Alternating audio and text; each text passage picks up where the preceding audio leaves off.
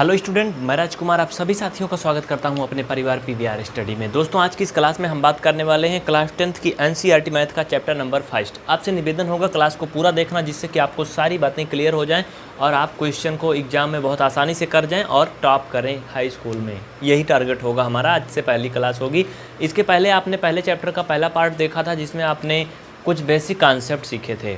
Real number में हमने आपको पढ़ाया था इसके पहले वाली क्लास में natural number, whole number, integer number, even number, odd number, composite number वगैरह वगैरह।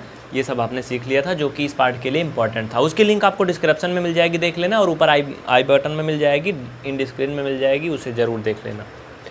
यूक्लिड विभाजन प्रमेयिका, ये आपका जो पहला क्वेश्चन है बुक में एक्सरसाइज 1.1 में क्या कहता है। कह रहा कि निम्नलिखित संख्याओं का HCF ज्ञात करने के लिए यूक्लिड विभाजन एल्गोरिदम का प्रयोग कीजिए। देखो, सबसे पहले आप वर्ड पे ध्यान दो, यूक्लिड विभाजन एल्गोरिदम या यूक्लिड विभाजन प्रमेयिका, दोनों में अंतर समझो। पहले तो यूक्लिड का बात करते हैं। यूक्लिड एक गणितज्ञ का नाम है, इसका कोई विशेष मतलब नहीं होता। जैसे राम श्याम सोहन मोहन, वैसे ये यूक्लिड है। इन्होंने ये रूल दिया था, इसलिए इनके नाम पर ये रखा गया है। दूसरी वर्ड जो मुख्य है, कह रहा कि यूक्लिड विभाजन एल्गोरिदम का प्रयोग करिए। ये एल्गोरिदम क्या होता है? एल्गोरिदम कोई बहुत बड़ा जानवर नहीं है। एल्गोरिदम को ऐसे समझो आसान भाषा में, जैसे अगर आप रोटी बनाते हो तो रोटी बनाया जाता है तो क्या किया जाता है? आटा को साना जाता है। ऐसे तो नहीं एक बार में सन जाता है। पहले लोग आटा लेते हैं, उसको चालते हैं, उसमें पानी डालते हैं, उसको गूंजते हैं, उसको मथते हैं, फिर उसको मतलब तैयार किया जाता है, फिर वो छोटा छोटा चकवा काटा जाता है, फिर बेला जाता है, फिर रोटी बनती है। इतनी प्रक्रिया होती है ना। तो ये जो क्रमबद्ध तरीका है वही एल्गोरिदम कहलाता है। ऐसा तो नहीं है कि किसी को रोटी बनाना है तो पहले आटा लेकर के वो फटाफट तवा पे रख के पकाने लगेगा। सीरियल वाइज काम करेगा ना। पहले आटे में आटा पहले चालेगा। मान लो कुछ लोग नहीं चालते, ना चालेगा, ठीक है, लेकिन पहले उसमें पानी तो डालेगा, सानेगा, तो उसको गूँथेगा तो ना। ऐसा तो नहीं कि पहले रोटी बना लेगा तो बाद में आटा गूँथेगा। मतलब क्रमबद्ध तरीके से करेगा वो। जिसको आटा चालना है पहले चाल लेगा तभी गूँथेगा। ऐसा तो कोई नहीं करता ना कि पहले आटा गूँथ लिया फिर चलनी चालेगा। मतलब क्रमबद्ध तरीके से करेगा ना। पहले चालेगा, फिर गूँथेगा, फिर चकवा काटेगा, फिर बेलेगा, फिर पकाएगा, फिर खाएगा ना। तो क्रमबद्ध तरीका से। वैसे इसमें भी गणितीय परिभाषा में देख लो, एल्गोरिदम यही है। किसी कार्य को करने के लिए विभिन्न चरणों से गुजरना पड़ता है। विभिन्न चरणों का मतलब आटा को चाला, आटा को गूँथा, बेला, पकाया, रोटी बनी। इतना सारे काम हुए ना, वो सभी अलग अलग चरण है। देखो, पहला चरण आटा को चाला, दूसरा चरण में आटा को गूँथा मतलब पानी डाला, तीसरा चरण में उसको गूँथा, चौथा चरण में उसको चकवा काटा, पाँचवें चरण में बेला और छठवें चरण में पकाया, सातवें चरण में खाया। मतलब रोटी बनाने खाने में 7 चरण करने पड़ते हैं। हर किसी के घर में रोटी बनती, खुद नहीं बनाते हो, कोई बनाता जाके देख लो। तो इसका एल्गोरिदम का यही मतलब होता है कि किसी कार्य को करने के लिए विभिन्न चरणों से गुजरना पड़ता है। जब समस्या के समाधान हेतु विभिन्न चरणों को क्रमबद्ध करके लिखा जाए तो इसी को एल्गोरिदम कहा जाता है। कोई बताया नहीं होगा आपको, डायरेक्ट सब क्वेश्चन करवाने लगते हैं। तो इसमें क्या है ना, पता है ये काहे लिए इसमें दिया है? आपको जैसे HCF करते हो वैसे ही करना है। जो आपने पहले बचपन में सुना होगा, भाज्य बराबर भाजक गुणे भागफल धन शेषफल, वही होती है ये यूक्लिड विभाजन प्रमेयिका, उसी पर आधारित होती है। लेकिन इसमें थोड़ा सा चेंजिंग हो जाता है HCF निकालते समय। वो मैं आपको इसमें दिखाऊंगा। क्लास को पूरा देखना, भागना मत। मैं आपसे बार बार बोल रहा हूँ, पूरा देखना। स्टूडेंट्स, अगला एक वर्ड है जो कि कहा जाता है प्रमेयिका। आपने सुना होगा परमीय, है ना। ये फलानी परमीय का प्रयोग करते हुए। ये परमीय वगैरह क्या होती हैं या प्रमेयिका क्या है? देखो, ये प्रेमिका नहीं है, प्रमेयिका है। ध्यान से समझना, इसमें दोनों में थोड़ा सा अंतर होता है। ये प्रमेयिका क्या होती है? गणित में प्रमेयिका ऐसे कथन को कहा जाता है जो खुद से सिद्ध किया जा चुका है, और ऐसे जो प्रमेयिका हैं इनको सिद्ध करने के लिए मतलब पहले से आपको मंथन करना पड़ता है, इनको सिद्ध करना पड़ता है। लेकिन इसे आप ही नहीं सिद्ध करेंगे, इसको बड़े बड़े गणितज्ञों ने सिद्ध कर दिया है कि ये ढर्रा है, ये रोड है भैया, इस पर तुमको जाना है बस। तो उसी तरह से क्या करते हैं हम लोग, उसी ढर्रा पर चल देते हैं। इसे ऐसे समझ लो कि जैसे हमारे बड़े महापुरुष हुए थे, स्वामी विवेकानंद, डॉक्टर APJ अब्दुल कलाम वगैरह वगैरह, जो भी बड़े महापुरुष हैं पहले के, हम लोग उनके बनाए ढर्रों पे चलते हैं। मतलब कहने की ये बात है, उनको हम लोग मतलब एक अपना प्रेरक मानते हैं ना। कहते हैं हम उनसे बहुत प्रभावित हुए हैं, उन्होंने बहुत अच्छे काम किए थे, हम भी करेंगे। तो ऐसा क्यों कहते हैं? क्योंकि वो सिद्ध कर चुके हैं कि उन्होंने अच्छा काम किया था। उनका काम आप देख रहे हैं, आपको समझ में आ रहा है कि स्वामी विवेकानंद जी ने और अब्दुल कलाम ऐसे जो भी महापुरुष हैं उन्होंने अच्छा काम किया, उन्होंने सिद्ध करके दिखाया है। तो इसलिए हम लोग उनके चले या फिर कहे मार्गों पर चलते हैं, उनकी अच्छी लाइनें पढ़ते हैं कि इसको स्वामी विवेकानंद जी ने कहा था, एक लक्ष्य निर्धारित करो और उसी पर चलो, जब तक वहाँ लक्ष्य तक प्राप्ति न कर लो तब तक रुको नहीं। तो वैसे ये प्रमेयिका वगैरह होती हैं, समझ रहे हो ना। जैसे यूक्लिड विभाजन की जो प्रमेयिका है, यूक्लिड ने दिया था, वो क्या दिया था कि A = BQ + R, ये एक सूत्र है, एक प्रमेय है।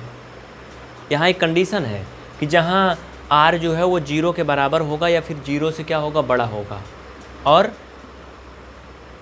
उससे बड़ा होगा भाजक। कहने का ये मतलब है, इसका तात्पर्य आप समझोगे जब इसको मैं हिंदी में समझाऊंगा। आप लोग थोड़ा सा ध्यान से देखो, इसको मैं लिख रहा हूँ, देखिए ध्यान से, इसको लिख लीजिए, स्क्रीनशॉट ले लीजिए। चलिए, और हाँ, ये क्लास सुबह 8 बजे से हर दिन होती है। चैनल को सब्सक्राइब करके बेल आइकन ऑन करिए। सुबह 8 बजे से आप इसे यूट्यूब पर देख सकते हैं। अगर आप डेमो देख रहे हैं तो PVR स्टडी ऐप डाउनलोड करके पूरी क्लास वहाँ से इकट्ठा देखें। देखिए, अब जो बातें होंगी वो आपके बुक से होंगी, ध्यान देना। अब हम आपके बुक में आ चुके हैं। ये यूक्लिड विभाजन प्रमेय है जो यहाँ पे लिखा गया, जिसका प्रयोग करके आपको पहले चैप्टर के क्वेश्चन करने हैं। साथियों, इसका मतलब समझना, A = BQ + R, ये इसी तरह से है जैसे ये भाज्य बराबर भाजक गुणे भागफल धन शेषफल होता है, इसी का ही रूप है ये। जहाँ पर इंग्लिश में देख लो, डिविडेंड = डिवाइजर × क्वोशिएंट + रिमाइंडर होता है। यहाँ पर जो प्रमेयिका है, इन्होंने कहा है कि यदि कोई भाजक जो है वो क्या है, B है, और भागफल Q है, और उसका शेषफल R है, तथा भाज्य A है, तो ये प्रमेयिका इन्होंने दिया था। मतलब भाज्य की जगह पे A है, भाजक की जगह पर B है, इसकी जगह पर Q है, इसकी जगह पे R है। यही सब यहाँ पर ये बना हुआ है, इसी पर आधारित है। लेकिन इसमें जो कंडीशन है वो देख लो, कोई नया नहीं, वही पुराना है। कह रहा है कि R जो है वो 0 के बराबर हो या फिर 0 से क्या हो, बड़ा हो, 0 से छोटा नहीं हो सकता है। इसका ये मतलब है कि जो यहाँ पर शेषफल आया है, इसी को R बोलते हैं शेषफल। ये जो शेषफल आया एक, ये या तो 0 हो या 0 से बड़ा हो, मतलब 0 से छोटा ना हो। कहने का मतलब माइनस में ना हो, -1 आ जाए, -2 आ जाए, -5 आ जाए। कोई ऐसा भाग देखे हो जिसमें शेषफल माइनस आए? ऐसा नहीं होता ना कभी। ऐसा तो नहीं कि 2 का भाग इसमें हम 8 बार ले जाएंगे, 2 8 16 लिखेंगे, -1 शेषफल घटा के लिखेंगे, इतना बार जाता ही नहीं, उससे कम बार जाता है ना। तो ये तो पहला सिद्ध हो गया, ठीक है, कि जो R का मान है वो या तो 0 होगा या 0 से बड़ा होगा। हाँ, कभी कभी शेषफल 0 भी आ जाता है, कोई नई बात नहीं है। एक कंडीशन और है कि जो R है वो B से छोटा होगा, मतलब भाजक से हमेशा छोटा होगा। किससे? इससे। देखो 2 से 1 छोटा है कि नहीं, है ना। हाँ, कहीं कहीं अगर बड़ा आ भी जाता है तो दोबारा फिर से भाग चला जाता है, लास्ट में उससे छोटा ही बचता है शेषफल। याद रखना, कहीं भी किसी भी नंबर से भाग दे के देख लो, जो शेषफल आएगा वो भाजक से छोटा ही होगा। जैसे देखो, हमने भाग किया 3 से 20 में, देखो 3 छंग 18, घटाने पर कितना आया, 2 ना। ये जो 2 आया है ना, वो क्या है, 3 से छोटा है कि नहीं? 3 से छोटा है 2 ना, है ना। किसी भी नंबर में भाग दे लो, हमेशा जो शेषफल आएगा वो भाजक से छोटा ही होगा। अगर ये 3 है तो ये 2 होगा या 1 होगा या 0 होगा, लेकिन ये कभी 4 नहीं हो सकता है। क्यों? क्योंकि शेषफल ज़्यादा बचता ही नहीं है। दूसरी बात क्या है, दूसरी बात इसमें ये कंडीशन है कि जो शेषफल आता है वो हमेशा 0 से बड़ा आता है। मतलब या तो 0 आएगा या 1 आएगा, 2 आएगा, कुछ भी आएगा, लेकिन माइनस में कभी नहीं आता है। ऐसा तो हम कभी नहीं करेंगे इसको ना कि 7 बार ले जाएं। ऐसे कहीं भाग देखे हो, 3 7 21, ऐसे भाग ले जाएं, घटाने पर -1 लिखें। ऐसा कभी देखे हो? नहीं देखे हो ना, ऐसा भाग होती ही नहीं। तो कुल मिलाकर के इसका मतलब आप समझ गए हो, जो ये बगल में लिखा रहता है इसका यही मतलब हुआ, ये बड़ा का चिन्ह लगा इधर साइड को, ठीक है।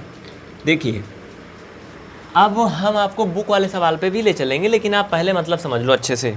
तो ये चीज़ आप जानते हो, इसी पर आधारित यूक्लिड एक वैज्ञानिक थे, गणितज्ञ थे, वैज्ञानिक नहीं थे, गणितज्ञ थे। उन्होंने अपना एक प्रमेय दिया था, एक सूत्र सिद्ध करके दिया था कि भाज्य बराबर भाजक गुणे भागफल धन शेषफल होता है। चलो इसको मैं सिद्ध करके भी दिखा देता हूँ। देखो इसमें ध्यान दो, जो ऊपर जाता है इसे क्वोशिएंट बोलते हैं या भागफल बोलते हैं, ठीक है। जिसमें भाग करते हैं इसे भाज्य बोलते हैं, जिससे भाग करते हैं इसको भाजक बोलते हैं। लिख लो आप लोग। जो नीचे बचता है इसे रिमाइंडर बोलते हैं इंग्लिश में, या शेषफल बोलते हैं। इसे इंग्लिश में डिवाइजर बोलते हैं, इसे बोलते हैं डिविडियंड, इसे क्वोशिएंट, इसे रिमाइंडर। अब देखो कैसे सिद्ध होता है, इसको सिद्ध कर लो। भाज्य कितना है यहाँ पर 15 है, भाजक कितना है 2 है, भागफल कितना है 7 है, धन शेषफल कितना 1 है। इनको हल कर लो, दोनों पक्ष बराबर आएंगे, 2 सत्ते 14 1 15। यानी इसका मतलब क्या है, ये सूत्र सही है ना? सूत्र नहीं सही है, सूत्र तो सही पहले से था। अगर इस तरह से बराबर आएगा दोनों पक्ष तो इसका मतलब आपकी भाग सही होगी, अन्यथा गलत मानी जाएगी। समझने की कोशिश करो, बस इतना ही समझना है। अगर इस तरह से कोई भी भाग देते हो, अगर ये सूत्र अप्लाई होता है, लास्ट में दोनों पक्ष बराबर आता है, तो मतलब आपकी भाग सही है, अन्यथा गलत है। कोई भी भाग करके देख लो, अगर आप गलत भाग करोगे तो पक्का ये बराबर नहीं आएगा। जैसे देखो, एक भाग में जानबूझकर गलत कर देता हूँ। देखो जैसे 20 है ना, मैंने इसको चलो मान लो 2 से भाग कर दिया। किससे? 2 से भाग कर दिया। अब इसको 2 9 18 जाता है ना, चलो मान लो कि हम 7 बार ले गए, जानबूझ के मैंने गलत किया, 2 सत्ते 14 6 लिखा ना। अब देखो ध्यान दो, 20 बराबर हम लिखेंगे 2 गुणे 7, हाँ। लेकिन अभी गौर से देखना, इस तरह से आप करोगे तो 14 6 20 हो जाएगा, लेकिन ये भाग अभी गलत नहीं हुई है। क्यों? क्योंकि अभी एक बार और भी जा सकती है, लेकिन ये गलत तब होगी जब इसको हम ज़्यादा बार ले जाएं। ज़्यादा बार कैसे? जैसे इसे हम 8 बार ले जाएं, ध्यान दो, 8 बार ले जाएं तो क्या होगा, 2 8 16, 2 9 18, 2 दाम 20। 2 का भाग तो आप गड़बड़ कर जाओगे, 3 बार करो, 3 सत्ते 21 ले जाओ, चलो 21। अब घटाने में कितना आएगा, 1 मान लो मैंने लिख दिया, ठीक है, -1 आएगा ना। अब इसको यहाँ पर रखो, अब इसको यहाँ पर रखो, देखो सही होता है क्या? ये सही नहीं होगा अगर आप 1 रखोगे तो। कहने का मतलब ये, अगर भाग सही होगी तभी इसमें रखने पर दोनों पक्ष बराबर आएगा, अन्यथा नहीं आएगा। तो ये होता है इसका जो मेन सूत्र होता है, भाग पर आधारित, और इसी पर आधारित है यूक्लिड विभाजन प्रमेय। चलिए देखते हैं उसका एल्गोरिदम क्या है। अब देखिए, इसमें हम आपको बुक वाला क्वेश्चन करवाने जा रहे हैं, ध्यान से देखना। पहला क्वेश्चन कह रहा है एक्सरसाइज 1.1 क्लास 10th की NCERT मैथ है। कह रहा है कि निम्नलिखित संख्याओं का HCF यानी कि हाईएस्ट कॉमन फैक्टर निकालने के लिए यूक्लिड विभाजन एल्गोरिदम का प्रयोग कीजिए। देखो यूक्लिड विभाजन की एल्गोरिदम क्या है। एल्गोरिदम का मैंने पहले ही आपको अच्छे से डिस्क्रिप्शन बता दिया, डिस्क्राइब करके कि एल्गोरिदम मतलब होता क्या है। कहने का ये मतलब है कि यूक्लिड विभाजन की जो प्रमेयिका है उसको प्रयोग कीजिए, लेकिन उसको स्टेप बाय स्टेप लिखिए कि आपने कैसे किया। एल्गोरिदम का मतलब यही होता है कि किसी चीज़ को हम करने के लिए कई चरण से गुजरते हैं, और उसमें जो विभिन्न चरण होते हैं वही उसके एल्गोरिदम कहलाते हैं, जब उन्हें क्रमबद्ध तरीके से हम लिखते हैं तो वही करना है। देखो तो चरण 1 आप क्या लिखोगे, चरण 1, या फिर आप चाहो तो इसको लिखो या ना लिखो, नहीं तो आप लिख सकते हो चरण फर्स्ट। चरण फर्स्ट में हम क्या करेंगे, सबसे छोटी संख्या देखेंगे, इन दोनों में कौन सी संख्या छोटी है, ठीक है। चरण फर्स्ट लिखो, चाहे तो लिख लो, अगर एल्गोरिदम की तरह आप ऐसे भी लिख भी सकते हो। सबसे पहले हम छोटी संख्या चुनते हैं, ठीक है। हाँ, आप अगर इसे देख रहे हो मनोहर प्रकाशन की बुक से देख रहे हो तो आपका उसमें 1A है, अभ्यास 1A है, प्रश्नावली 1A, ठीक है। सबसे पहले हम सबसे छोटी संख्या प्राप्त करते हैं, ऐसे लिखो, बना के ही लिखना है, संख्या प्राप्त करते हैं जो कि 135 है। मतलब इन दोनों में छोटी कौन सी संख्या है, 135 है। ये आपको सब सीरियल बाई करना है हर एक स्टेप, क्योंकि इसको आपको दिखाना है, एल्गोरिदम का मतलब यही है।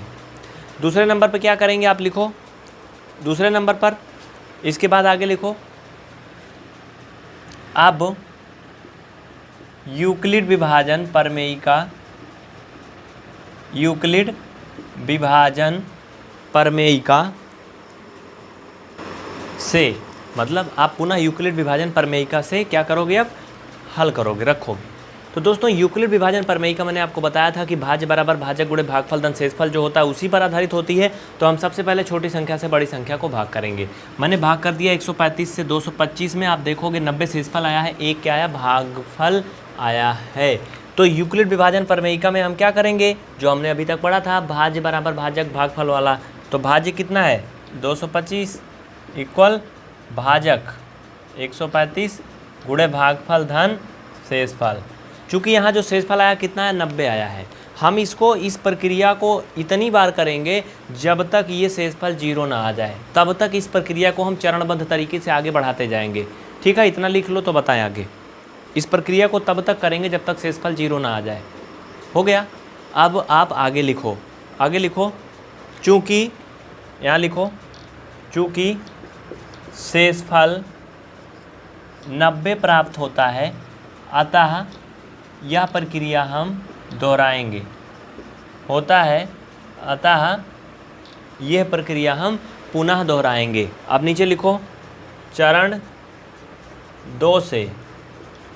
भाई जितना चरण इसमें करना है, जितना स्टेप करना है, सब लिखते जाओ फटाफट। इसको ज़रूर डालना स्टेप बाय स्टेप, क्योंकि हमें यही लिखना है। तो चरण 2 से क्या करोगे पता है आपको?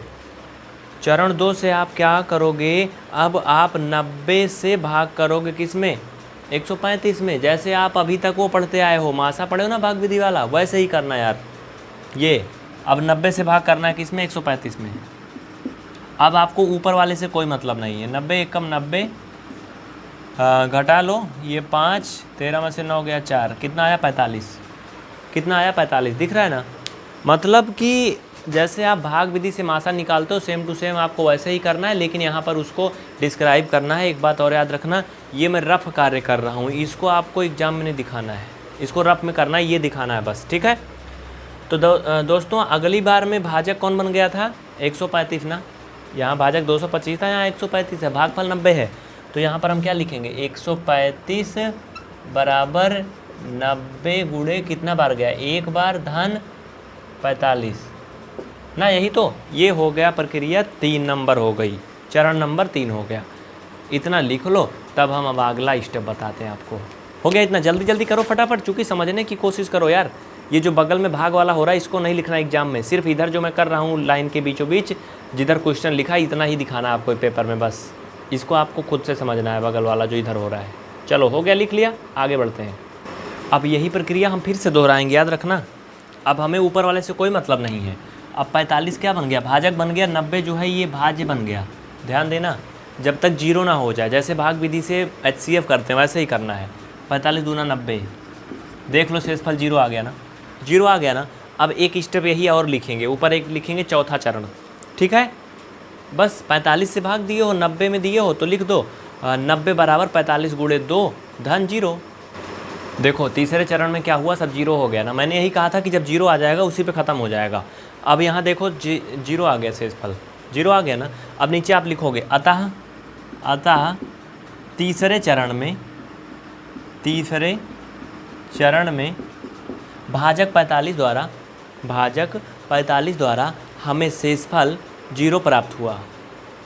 अतः तीसरे चरण में भाजक 45 द्वारा हमें शेषफल 0 प्राप्त हुआ। आगे लिखो, इसलिए 135 व 225 का HCF बराबर 45 है। समझ गए ना? इसलिए 135 व 225 का HCF बराबर क्या है? 45 है। तो ये थी यूक्लिड विभाजन प्रमेयिका की पूरी थ्योरी थी। आप इसे समझ गए होंगे, पूरी तरह से हर जगह अप्लाई हुई है, जो भी मैंने आपको पहले डिस्क्राइब कर दिया है। तो दोस्तों देखो, कॉन्सेप्ट अगर सीखोगे तो इस तरह के सारा सवाल आप खुद से कर लोगे, एग्जाम में आप टॉप करोगे, कोई रोक नहीं पाएगा। चाहे आप बिहार बोर्ड से हो, चाहे यूपी बोर्ड से हो, मध्य प्रदेश बोर्ड या CBSE बोर्ड है, कोई भी बोर्ड है, इंग्लिश मीडियम, हिंदी मीडियम, सभी में यही क्वेश्चन है। CBSE वालों में भी सेम टू सेम यही क्वेश्चन है। 135 और 225 का HCF CBSE वालों को भी निकालना पड़ता है। बस ये लैंग्वेज वो इंग्लिश में लिखते हैं, जहाँ आप चूंकि लिखते हो वहाँ पर वो therefore लिखते हैं। ठीक है, बस इतना ही अंतर होता है। आप यूक्लिड विभाजन प्रमेयिका लिखते हो तो CBSE बोर्ड वाले यूक्लिड डिवीजन लेमा लिखते हैं, क्योंकि लेमा मतलब होती है प्रमेयिका, एल्गोरिदम मतलब होता है कलन विधि। आप लोग इसे नोट कर लो जल्दी से, या स्क्रीनशॉट ले लो। जल्दी करो फटाफट, देर ना करो, बहुत जल्दी स्क्रीनशॉट ले लीजिए या फिर नोट कर लीजिए, जल्दी करिए, बहुत जल्दी। तो स्टूडेंट, आज की आपकी ये क्लास यहीं पर ख़त्म होती है। आपको एक बात बता दूं चलते चलते, बहुत ही महत्वपूर्ण है।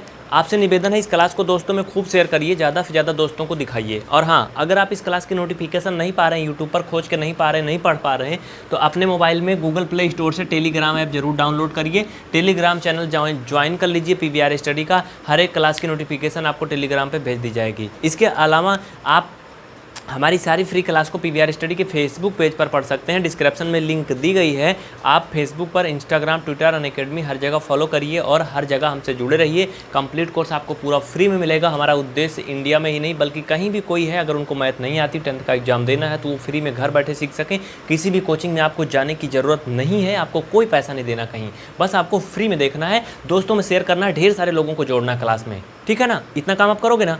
अगर आप इतना करेंगे ना तो हम आपके साथ हैं। आपको मैथ में कोई रोक नहीं सकता, आप टॉप करोगे मैथ में। और हाँ, 0 लेवल से सिखाएंगे। अगर आपको ये नहीं आती ना, इसके पीछे की मैथ भी आपको मिलेगी। लेकिन आपको क्या करना है, खूब दोस्तों में शेयर करना है। जो भी पढ़ने वाले हैं 10th के, सबको शेयर करो, सबको दिखाओ PVR स्टडी, और फिर देखो आगे। जय हिंद। हर दिन ये क्लास होगी सुबह 8 बजे से। अगर आपको कोई सवाल है तो आप क्वेश्चन जो है वो PVR स्टडी की ईमेल आईडी पर भेज सकते हैं, pvrstudy@gmail.com पर। दोस्तों, मोबाइल नंबर जो दिया गया है सिर्फ क्लास की इंक्वायरी के लिए दिया गया है। इस पर व्हाट्सएप पे कोई भी क्वेश्चन ना भेजें, क्योंकि व्हाट्सएप पे क्वेश्चन नहीं हो पाता। आप ईमेल करें हमें pvrstudy@gmail.com पर। Thank you.